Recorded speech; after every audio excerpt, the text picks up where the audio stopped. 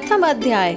मेधा ऋषि का राजा सुरथ और समाधि को भगवती की महिमा बताते हुए मधु कैटववध का प्रसंग सुनाना।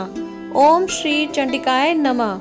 मार्कंडे जी बोले, सूर्य के पुत्र सावर्णी जो 8वें मनु कहे जाते हैं, उनकी उत्पत्ति की कथा विस्तार पूर्वक कहता हूँ, सुनो। सूर्य कुमार महाभाग सावर्णी भगवती महामाया के अनुग्रह से जिस प्रकार मनवंतर के स्वामी हुए, वही प्रसंग सुनाता हूँ। पूर्व काल की बात है। स्वारोषिच मनवंतर में सुरथ नाम के एक राजा थे, जो चैत्र वंश में उत्पन्न हुए थे। उनका समस्त भूमंडल पर अधिकार था। वे प्रजा का अपने औरस पुत्रों की भांति धर्म पूर्वक पालन करते थे। तो भी उस समय कोला विध्वंसी नाम के क्षत्रिय उनके शत्रु हो गए। राजा सुरथ की दंड नीति बड़ी प्रबल थी। उनका शत्रुओं के साथ संग्राम हुआ। यद्यपि कोला विध्वंसी संख्या में कम थे, तो भी राजा सुरथ युद्ध में उनसे परास्त हो गए। तब वे युद्ध भूमि से अपने नगर को लौट आए और केवल अपने देश के राजा होकर रहने लगे। किंतु वहां भी उन प्रबल शत्रुओं ने उस समय महाभाग राजा सुरथ पर आक्रमण कर दिया। राजा का बल क्षीण हो चला था, इसलिए उनके दुष्ट बलवान एवं दुरात्मा मंत्रियों ने वहां उनकी राजधानी में भी राजकीय सेना और खजाने को हथिया लिया। सुरथ का प्रभुत्व नष्ट हो चुका था, इसलिए वे शिकार खेलने के बहाने घोड़े पर सवार हो वहां से अकेले ही एक घने जंगल में चले गए। वहां उन्होंने विप्रवर मेधा मुनि का आश्रम देखा, जहां कितने ही हिंसक जीव परम शांत स्वभाव से रहते थे। मुनि के बहुत से शिष्य उस वन की शोभा बढ़ा रहे थे। वहां जाने पर मुनि ने उनका सत्कार किया और वे उन मुनि श्रेष्ठ के आश्रम पर इधर उधर विचरते हुए कुछ काल तक रहे। फिर ममता से आकृष्ट चित्त होकर वहां इस प्रकार चिंता करने लगे, पूर्व काल में मेरे पूर्वजों ने जिसका पालन किया था, वही नगर आज मुझसे रहित है। पता नहीं मेरे दुराचारी भृत्यगण उसकी धर्म पूर्वक रक्षा करते हैं या नहीं। जो सदा मद की वर्षा करने वाला और शूरवीर था, वह मेरा प्रधान हाथी अब शत्रुओं के अधीन होकर ना जाने किन भोगों को भोगता होगा। जो लोग मेरी कृपा, धन और भोजन पाने से सदा मेरे पीछे पीछे चलते थे, वे निश्चय ही अब दूसरे राजाओं का अनुसरण करते होंगे। उन अपव्ययी लोगों के द्वारा सदा खर्च होते रहने के कारण अत्यंत कष्ट से जमा किया हुआ मेरा वह खजाना खाली हो जाएगा। ये तथा और भी कई बातें राजा सुरथ निरंतर सोचते रहते थे। एक दिन उन्होंने वहां विप्रवर मेधा के आश्रम के निकट एक वैश्य को देखा और उससे पूछा, भाई तुम कौन हो? यहाँ तुम्हारे आने का क्या कारण है? तुम क्यों शोकग्रस्त और अनमन्य से दिखाई देते हो? राजा सूरथ का यह प्रेम पूर्वक कहा हुआ वचन सुनकर वैश्य ने विनीत भाव से उन्हें प्रणाम करके कहा। वैश्य बोला, राजन, मैं धनियों के कुल में उत्पन्न एक वैश्य हूँ। मेरा नाम समाधि है। मेरे दुष्ट स्त्री पुत्रों ने धन के लोभ से मुझे घर से बाहर निकाल दिया है। मैं इस समय धन, स्त्री और पुत्रों से वंचित हूँ। मेरे विश्वसनीय बंधुओं ने मेरा ही धन लेकर मुझे दूर कर दिया है, इसीलिए दुखी होकर मैं वन में चला आया हूँ। यहाँ रहकर मैं इस बात को नहीं जानता कि मेरे पुत्रों, स्त्री की और स्वजनों की कुशल है या नहीं। इस समय घर में वे कुशल से रहते हैं अथवा उन्हें कोई कष्ट है। वे मेरे पुत्र कैसे हैं? क्या वे सदाचारी हैं अथवा दुराचारी हो गए हैं? राजा ने पूछा, जिन लोभी स्त्री पुत्र आदि ने धन के कारण तुम्हें घर से निकाल दिया, उनके प्रति तुम्हारे चित्त में इतना स्नेह का बंधन क्यों है? वैश्य बोला, आप मेरे विषय में जैसी बात कहते हैं वह सब ठीक है, किंतु क्या करूं? मेरा मन निष्ठुरता नहीं धारण करता। जिन्होंने धन के लोभ में पड़कर पिता के प्रति स्नेह, पति के प्रति प्रेम तथा आत्मीय जन के प्रति अनुराग को तिलांजलि दे दी, मुझे घर से निकाल दिया है, उन्हीं के प्रति मेरे हृदय में इतना स्नेह है। महामते, गुणहीन बंधुओं के प्रति जो भी मेरा चित्त इस प्रकार प्रेम मग्न हो रहा है, यह क्या है? इस बात को मैं जानकर भी नहीं जान पाता। उनके लिए मैं लंबी सांसें ले रहा हूँ और मेरा हृदय अत्यंत दुखित हो रहा है। उन लोगों में प्रेम का सर्वथा अभाव है, तो भी उनके प्रति जो मेरा मन निष्ठुर नहीं हो पाता, इसके लिए क्या करूं? मार्कंडे जी कहते हैं, ब्राह्मण तदनंतर राजाओं में श्रेष्ठ सुरथ और वह समाधि नामक वैश्य दोनों साथ साथ मेधा मुनि की सेवा में उपस्थित हुए और उनके साथ यथा योग्य न्यायानुकूल विनयपूर्ण बर्ताव करके बैठे। तत्पश्चात वैश्य और राजा ने कुछ वार्तालाप आरंभ किया। राजा ने कहा, भगवान, मैं आपसे एक बात पूछना चाहता हूँ, उसे बताइए। मेरा चित्त अपने अधीन न होने के कारण वह बात मेरे मन को बहुत दुख देती है। जो राज्य मेरे हाथ से चला गया है उसमें और उसके संपूर्ण अंगों में मेरी ममता बनी हुई है। मुनि श्रेष्ठ, यह जानते हुए भी कि अब वह मेरा नहीं है, अज्ञानी की भांति मुझे उसके लिए दुख होता है। यह क्या है?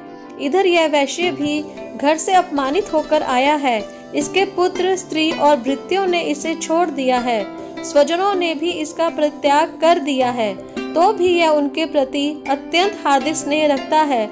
इस प्रकार यह तथा मैं दोनों ही बहुत दुखी हैं। जिसमें प्रत्यक्ष दोष देखा गया है उस विषय के लिए भी हमारे मन में ममता जनित आकर्षण पैदा हो रहा है।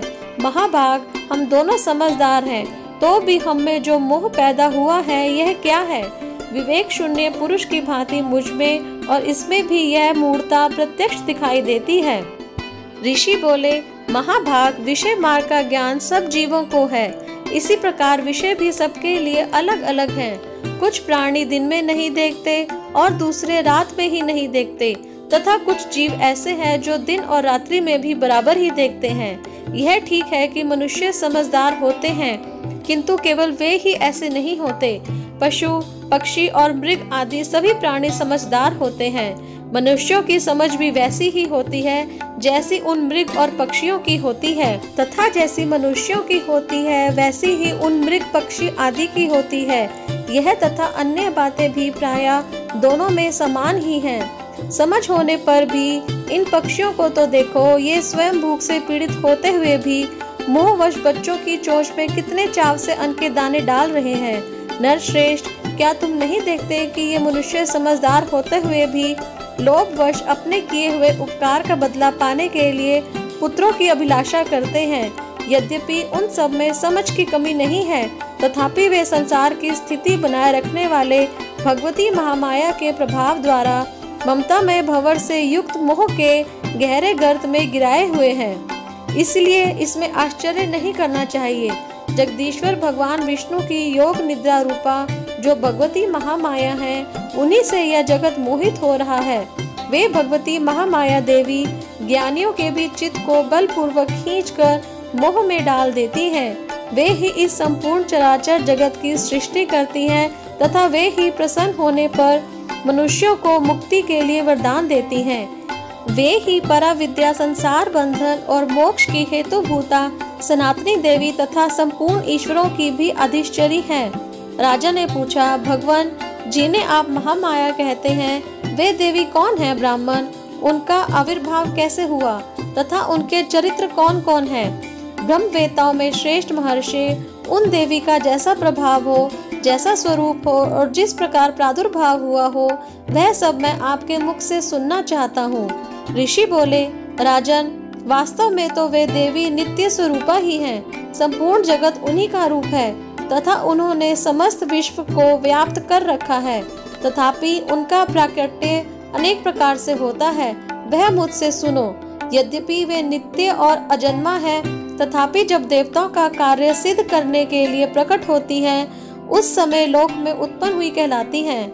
कल्प के अंत में जब संपूर्ण जगत एकार्णव में निमग्न हो रहा था और सबके प्रभु भगवान विष्णु शेषनाग की शैया बिछाकर योग निद्रा का आश्रय ले सो रहे थे, उस समय उनके कानों के महल से दो भयंकर असुर उत्पन्न हुए, जो मधुप और कैटभ के नाम से विख्यात थे।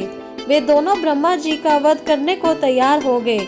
भगवान विष्णु के नाभि कमल में विराजमान प्रजापति ब्रह्मा जी ने जब उन दोनों भयानक असुरों को अपने पास आया और भगवान को सोया हुआ देखा, तब एकाग्रचित होकर उन्होंने भगवान विष्णु को जगाने के लिए उनके नेत्रों में निवास करने वाली योग निद्रा का स्तवन आरंभ किया, जो इस विश्व की अधीश्वरी, जगत को धारण करने वाली, संसार का पालन और संहार करने वाली तथा तेज स्वरूप भगवान विष्णु की अनुपम शक्ति हैं। उन्हीं भगवती निद्रा देवी की भगवान ब्रह्मा स्तुति करने लगे। देवी तुम ही स्वाहा, तुम ही स्वधा और तुम ही वष्टकार हो। स्वर भी तुम्हारे ही स्वरूप हैं। तुम ही जीवन दायिनी सुधा हो। नित्य अक्षर प्रणव में अकार, उकार, मकार इन 3 मात्राओं के रूप में तुम ही स्थित हो तथा इन 3 मात्राओं के अतिरिक्त जो बिंदु रूपा नित्य अर्ध मात्रा है, जिसका विशेष रूप से उच्चारण नहीं किया जा सकता, वह भी तुम ही हो। देवी तुम ही संध्या, सावित्री तथा परम जननी हो। देवी तुम ही इस विश्व ब्रह्मांड को धारण करती हो। तुमसे ही इस जगत की सृष्टि होती है, तुम ही से इसका पालन होता है और सदा तुम ही कल्प के अंत में सबको अपना ग्रास बना लेती हो। जगन्मयी देवी, इस जगत की उत्पत्ति के समय तुम सृष्टि रूपा हो, पालन काल में स्थिति रूपा हो तथा कल्पांत के समय संहार रूप धारण करने वाली हो। तुम ही महाविद्या, महामाया, महामेधा, महास्मृति, महामोह रूपा, महादेवी और महासुरी हो।